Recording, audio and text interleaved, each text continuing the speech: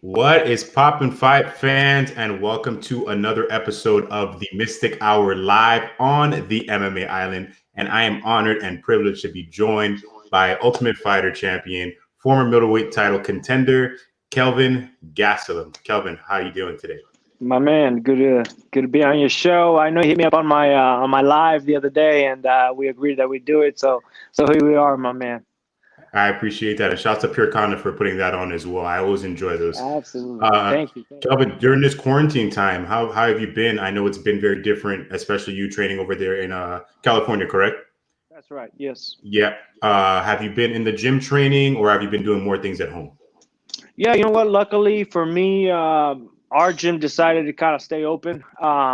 We kind of took responsibility into our own hands, and we decided to stay open. You know, the pro team has been training just as normal, but it's just been just the pro team. You know, it's not like everybody's kind of training here and there and then meeting up here. It's everybody just training there at King's MMA every day, so that way we don't have any surprises, you know, or any, you know, we're not bumping around from place to place and contacting the virus and spreading it and whatnot.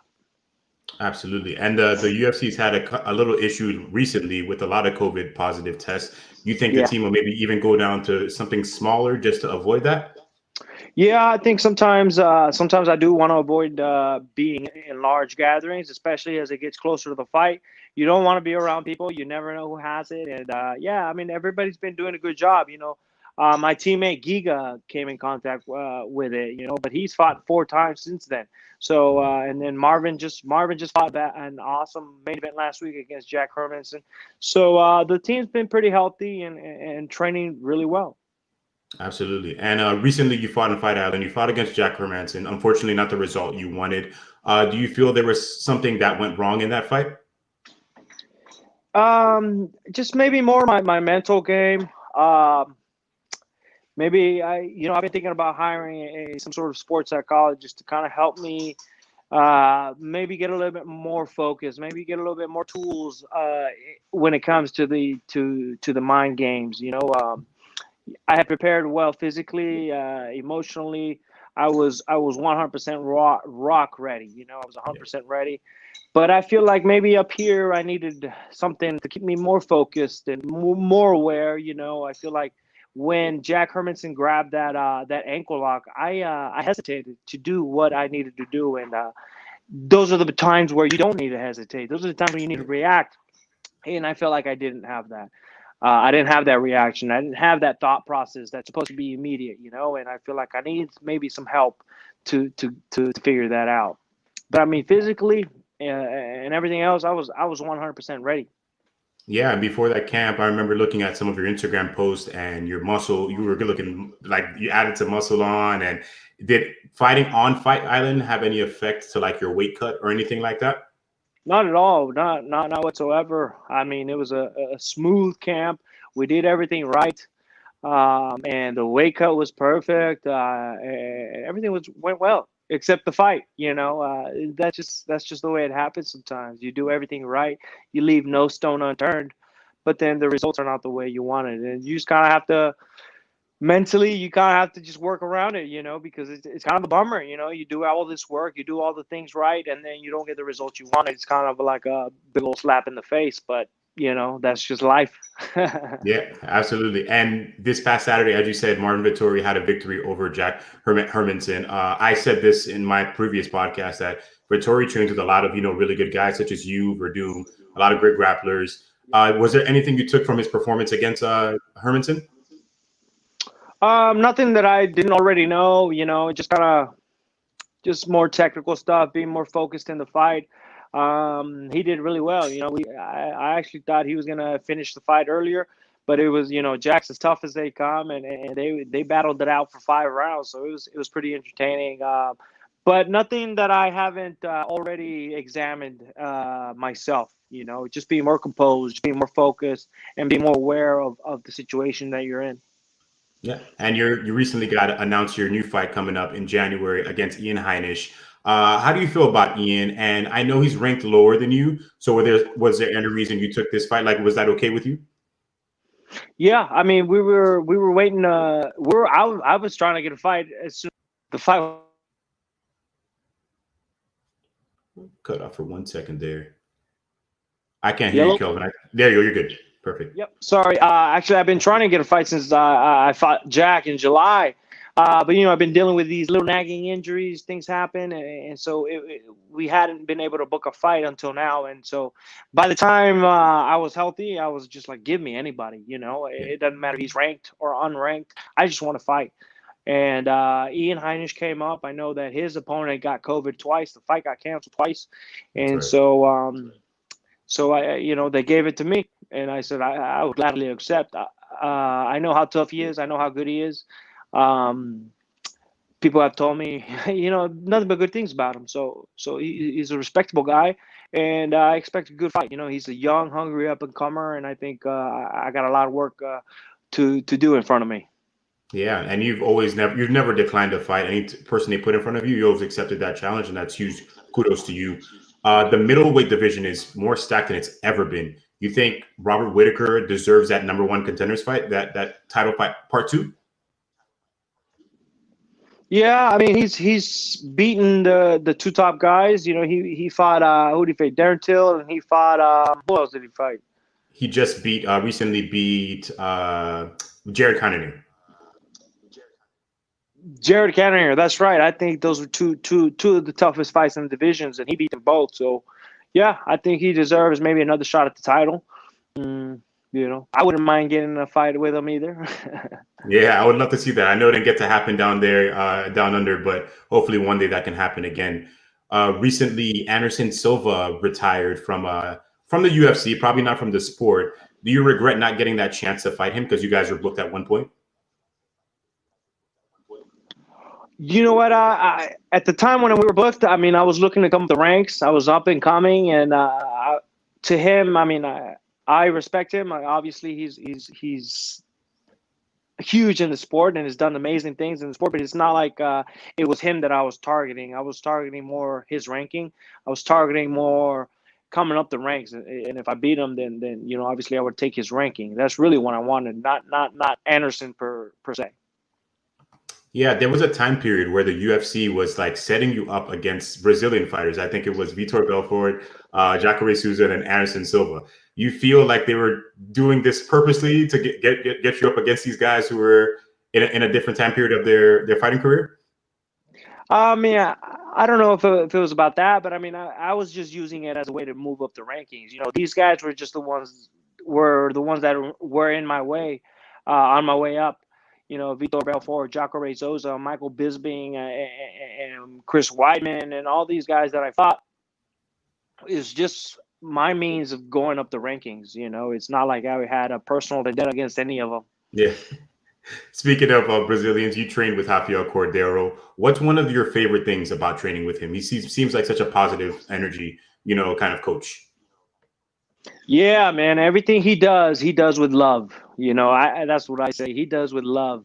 You know what I mean? But the training is probably the hardest training you'll have. Everything he does is with love, and you can feel it, and he expresses it, and he says it, and you can feel it.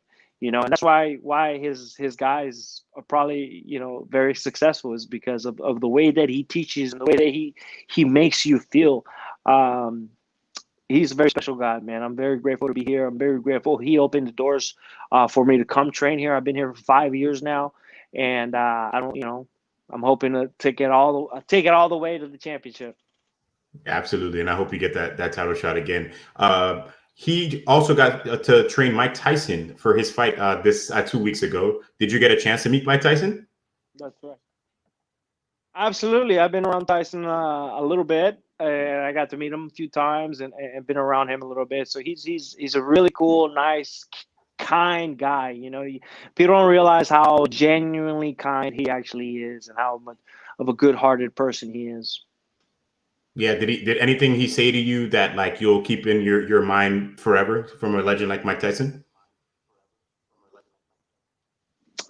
Nothing about my fights. It's just the interactions that I had with him were pretty awesome. You get to conversate and talk with and share ideas with this idol of yours, and that was pretty cool. We were talking about boxing and Julio Cesar Chavez and his fights with Pernell Whittaker. And we're just shooting the shit. So it was pretty cool to do that with Mike.